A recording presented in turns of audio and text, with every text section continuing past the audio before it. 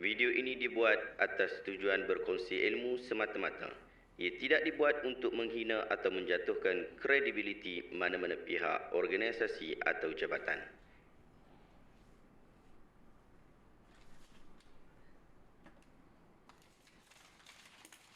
Assalamualaikum warahmatullahi wabarakatuh. Saya Syekh Budin. Terima kasih banyak kerana anda berada di channel YouTube saya dan terima kasih banyak jika anda telah tekan butang subscribe. Kalau belum tekan butang berkenaan, tekan butang itu sekarang. Jika ada video-video yang bermanfaat, insya-Allah akan ada di feed YouTube anda. Sahabat-sahabat, baru-baru ni jadi satu video yang viral berkaitan tentang Allah itu bukan Tuhan. Dan video ini saya tengok ada berlegar-legar di Facebook saya yang memang setahu saya ia berasal daripada video-video TikTok. Jom kita tengok video berkenaan sama-sama. Bahawasanya tiada Tuhan macam tu.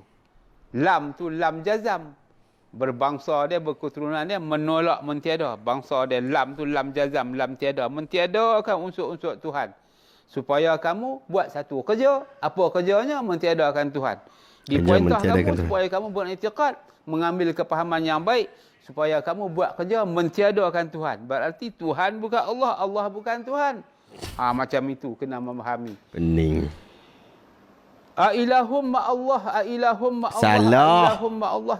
Lima kali disoal ditanya dalam surah An-Naml. Baca Al-Quran ni salah. Apakah di samping Allah ada Tuhan? Apakah di samping Allah ada Tuhan? Berulang-ulang. Jikalau ada, bawa hujah-hujah kamu. Qul hatu burhanakum in kuntum shadiqin. Jikalau sama Tuhan dengan Allah tu ada, bawalah hujah-hujah kamu, bukti-bukti dengan dalil firman, dalil Quran. Ini ayat Quran ada mengatakan Tuhan dengan Allah Ta'ala tu sama. Bawa hujah-hujah. Kalau Tuhan dalam bahasa Arab, ilah. Orang sama. Kalau dikasar, ilahin. Ilahun. Boleh juga dimarfukkan. Jadi ilaha, la ilaha, tiada Tuhan. Huruf dia 3 huruf. Makna di bawah Tuhan. Tapi sebaliknya Allah huruf dia 4. Alif, lam, lam, ha, 4. La ilaha. Di depan ada huruf lam alif. Ini kalimah Nabi. Mentiadakan atau nafikan Tuhan tu. Jadi apakah ciri-ciri Tuhan? Apakah unsur-unsur Tuhan? Berarti Tuhan bukan Allah. Jelas ni yang Allah abang sebut terang. Kalau Tuhan dengan Allah Ta'ala tu sama, apa perlu kita lagi mengucap? Tak perlu kita mengucap. Senang. Tak payah pakai terus. Allah dengan Allah Ta'ala. Allah dengan Tuhan. Ni tak sesuai ni. Tuhan bukan Allah, Allah bukan Tuhan. Berapa kali? Ulang 5 kali. Dalam surah An-Naml, Allah Ta'ala tanya, apakah ada Tuhan di samping Allah? Ailahum ma'allah. Salah lagi. Allah berulang kali, 5 kali Allah Ta'ala Baca ayat salah. Amatlah berbeza. Dan Quran ni pula ada ciri-ciri percakapan. Yang ni percakapan dia ada furqan. Arti furqan ni pemisah. Dia antara satu keadaan, satu huruf dengan satu huruf. Makna dengan satu makna. Sebagai contoh, kita bagi contoh macam ni lah. Talam. Talam ni dengan teko tu tak sama. Rumah dengan kereta tak sama. Lain-lain. Begitu juga Tuhan tak sama dengan Allah Ta'ala. Kenapa tuan-tuan samakan Tuhan dengan Allah Ta'ala? Ini amat bingung, amat hilang akal. Apa tuan-tuan hilang budaya akal ya?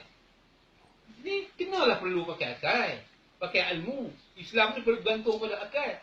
La dina liman la aqla lahu qiwamun mar'i aqluhu. Pendirian seorang tu adalah akalnya. Ini nampaknya tuan-tuan ni tak mau pakai akal. Bila baca Quran tak mau pandu pada akal. Okey, baik, kita dah tengok video tadi sama-sama. Kita berikan sedikit reaction berkaitan tentang isu ni. Pertama, kemusykilan orang ni pada kalimah syahadah la ilaha illallah. Ini video yang pertama. Katanya ayat ini menafikan kesemua Tuhan, bahkan Allah pun bukan Tuhan katanya. Sedangkan dia tak faham dengan kaedah i'rab bahasa Arab untuk kalimah syahadah. Perkataan la ialah harf nafiyah lil jins yang berfungsi sebagai menafikan kata nama jenis selepasnya. Ilaha ialah isim bagi haraf nafiyah tadi. Manakala la ilaha ialah jumlah mubtada dan khabarnya mahzuf. Khabarnya tidak disebutkan sehingga ia perlu ditafsirkan. Ini adalah kesepakatan para ulama nahwu. Sebahagian mereka mengatakan khabar itu ialah al-wujud. Manakala sebahagian yang lain menyatakan khabar itu adalah ma'budun bil haq. Yang lebih tepat ialah ma'budun bil haq. Kalau la ilaha al-wujud bermaksud tiada Tuhan yang wujud atau tiada sembahan yang wujud, wujud. Sedangkan ini adalah penafian yang salah kerana telah wujud Tuhan yang disembah di mana-mana. Di tanah Arab ada berhala, ada Tuhan dia. Di Mesir ada, di India banyak, di China pun ada. Jadi jika menafikan hal itu, ia adalah satu pembodohan, tak pakai kepala otak, tak pakai akal. Oleh itu yang paling tepat ialah la ilahal ma'budun bil haq, yang bermaksud tiada Tuhan yang layak disembah dengan sebenar-benarnya. Kerana dalam banyak-banyak Tuhan yang disembah itu memang secara hakikatnya tiada yang layak untuk disembah. Inilah yang kita pegang, inilah yang agama Islam ajar. Kemudian datanglah haraf istisna, iaitu illa, yang memberi pengecualian hanya kepada Allah Ta'ala sahaja. Dan inilah yang difahami oleh keseluruhan ulama-ulama Islam apabila menyebutkan dan mensyarahkan la ilaha illallah. Kaedah orang dalam video tadi, saya tak kenal siapa, ada orang kata dia ni tok guru, tapi biar pilah yang tu. Kaedah yang dia guna di dalam video tadi salah, kerana dia seolah-olah menganggap bahawa la itu adalah mubtada dan ilah itu adalah khabar. Kemudian dia hilangkan peranan illa. Jangan dibuang perkataan illa itu dan peranannya, kerana agama kita datang bukan untuk menentang Tuhan seperti mana yang wujud dalam pegangan atheism, tetapi agama kita mengajar tentang Tuhan yang sebenar dengan menafikan kebenaran itu pada Tuhan-Tuhan yang lain. Kedua, disebutkan dalam video tadi katanya 5 kali Allah Ta'ala sebut ailahum ma'allah di dalam surah An-Naml bagi membuktikan bahawa Tuhan itu tiada. Bahkan dengan jahatnya dia baca ayat itu dengan salah, dibuang perkataan ma'a yang ada di dalam ailahum ma'allah. Ini membuktikan orang ini sama ada dia tahu bacaan yang sebenar tapi sengaja mahu menyelewengkan fakta, atau dia memang tak hafal ayat itu. Cara beliau baca itu boleh mengelirukan dan pasti boleh mengelirukan. Bunyi yang saya dengar ialah ailahum Allah. Salah cara baca tu. Al-Quran tak sebut macam tu. Jadi bila awak nak pergi rujuk Quran, pastikan awak rujuk dengan betul. Kalau tak hafal, kita baca. Al-Quran sebut dalam surah An-Naml ayat 60, ailahum ma'allah bal hum qaumun ya'dilun. Dalam ayat 61, ailahum ma'allah bal aktsaruhum la ya'lamun. Dalam ayat 62, ailahum ma'allah qalilan ma tadhakkarun. Dalam ayat 63, ailahum ma'allah ta'ala Allahu amma yusyrikun. Dalam ayat 64, ailahum ma'allah qul hatu burhanakum in kuntum sadiqin. Bahkan ayat 65 dalam surah An-Naml ini, jika terus dibaca, pasti kita akan faham bahawa Allah sedang menafikan kebenaran Tuhan-Tuhan yang lain. Allah Ta'ala sebut, qul la ya'lamu man fis samawati wal ard al-ghaiba illallah. Katakanlah bahawa tiada satu pun yang di langit kah, yang di bumi kah, yang mengetahui tentang perkara ghaib melainkan Allah. Allah Ta'ala saja yang tahu. Sebab wujud dakwaan bahawa sembahan ini, Tuhan itu, orang ini, orang itu tahu tentang perkara ghaib, lalu mereka meminta dan memohon kepada sembahan-sembahan mereka, sedangkan Allah Ta'ala sahajalah yang mengetahui tentang perkara ghaib, sehingga melayakkan Allah disembah sebagai Tuhan yang sebenar. Bahkan kalau awak pergi baca lagi ayat ni, ayat 61, 62, 63, 64, awak akan dapati ini adalah ayat yang melarang kita, menjauhkan kita daripada syirik. Ketiga, orang ini dakwa bahawa kita baca Al-Quran tapi tak berpandu dengan akal. Lalu dia kata, hampa tak pakai pelota, tak pakai akal ya.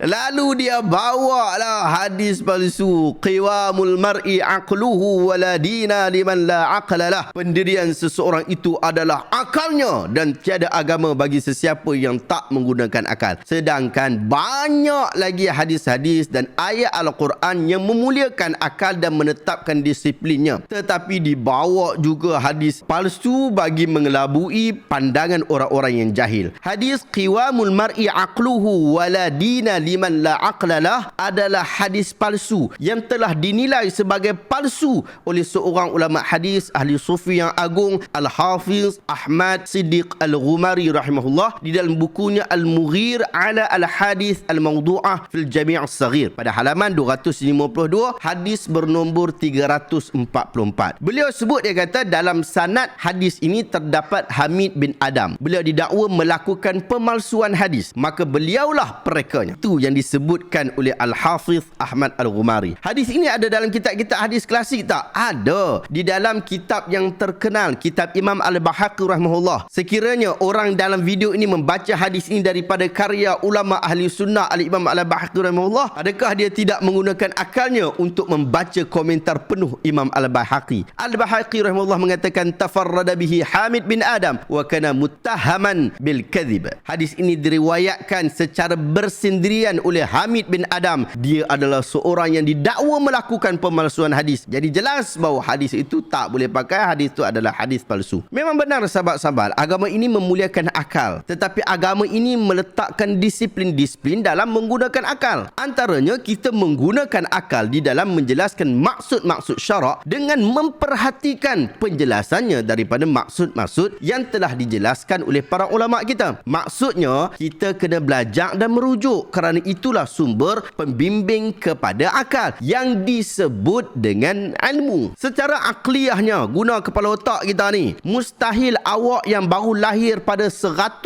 tahun ini lebih memahami agama berbanding ulama-ulama silam. Apatah lagi jika nak dibandingkan dengan para sahabat Nabi ridwanullahu alaihim ajma'in. Adakah mereka tidak membaca surah An-Naml? Adakah mereka tidak pernah mendengar ailahum ma'allah? Tak berjumpa dengan ayat berkenaan? Tidak. Mereka berjumpa dengan ayat berkenaan. Mereka membaca ayat itu. Mereka menghafal ayat berkenaan. Bahkan mereka syarahkan ayat-ayat itu satu persatu. Mereka telah berjuang pula di atasnya. Tetapi syarah mereka tidaklah mengikut selera pelik si tuan punya video. Yahya bin Salam rahimahullah dalam kitab tafsirnya menyatakan ailahum ma'allah ala istifham.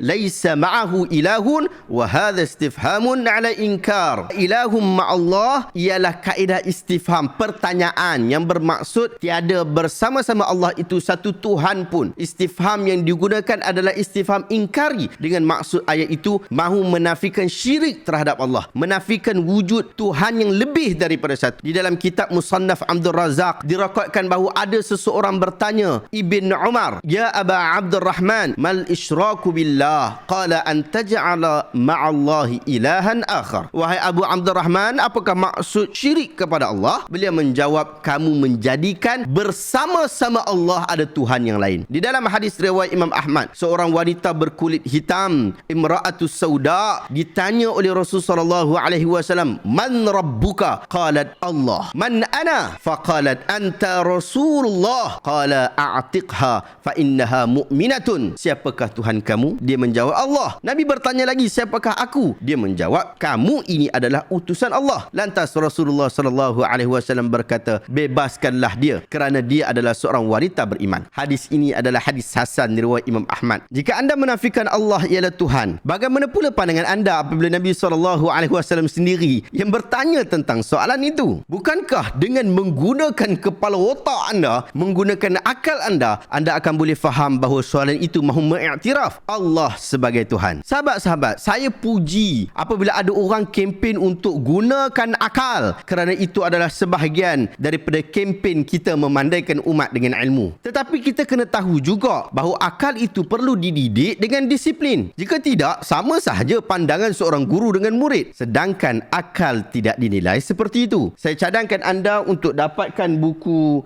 Inilah Islam yang Semestinya Difahami dan juga buku Perangkap Iblis oleh Ibn Jauzi rahimahullah, kerana buku-buku ini dapat menajamkan fikiran akal kita serta menjauhkan kita daripada tenggelam dalam perangkap iblis, walaupun orang kata kita tok guru ataupun orang yang pandai. Wallahu ta'ala alam. Adakah anda rasa video hari ini bermanfaat? Jika anda rasa video hari ini bermanfaat, tekan butang share. Semoga orang lain juga mendapat manfaat yang sama. Jangan lupa juga untuk tekan super thanks di bawah untuk support projek-projek kita memandaikan umat dengan ilmu. Terima kasih banyak. Assalamualaikum warahmatullahi wabarakatuh.